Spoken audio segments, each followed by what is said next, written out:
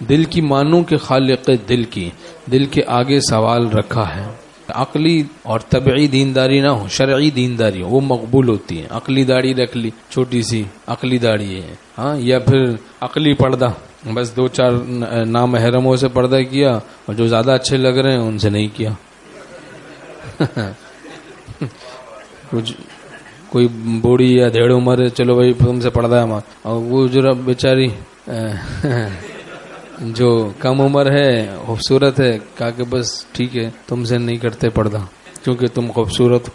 اب یہ کیا ہے بھائی، عجیب سا پردہ ہے کہ نہیں ہے؟ عقلی پردہ اور عقلی داڑھی، عقلی دینداری، طبعی دینداری، طبعی پردہ، طبعی پردہ، طبعی داڑھی، یہ ساری چیزیں مقبول نہیں ہوں گی۔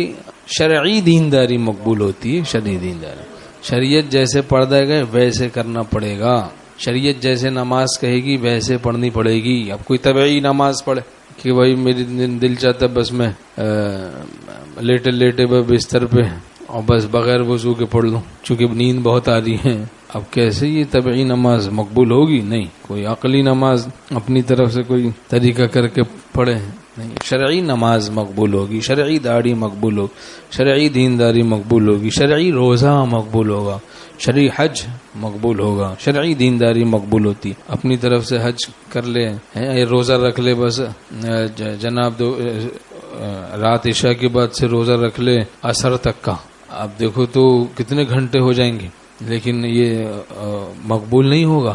مقبول تو پھر وہی ہوگا جو شریعت جیسا بتائے ویسے کرنا پڑے گا۔ خود اپنی رائے پہ چلنے کو بندگی نہیں کہتے، غلامی نفس کی کرنے کو بندگی نہیں کہتے۔ دل چاہا عبادت کی، دل نہیں چاہا نہ کی، یہ تو عبد اللطف ہوا، عبد اللطیف کا ہوا۔ عبد اللطیف بننا ہے، آرزویں خون ہوں یا حسرتیں پامال ہوں، اب تو اس دل کو تیرے قابل بنانا ہے مجھے۔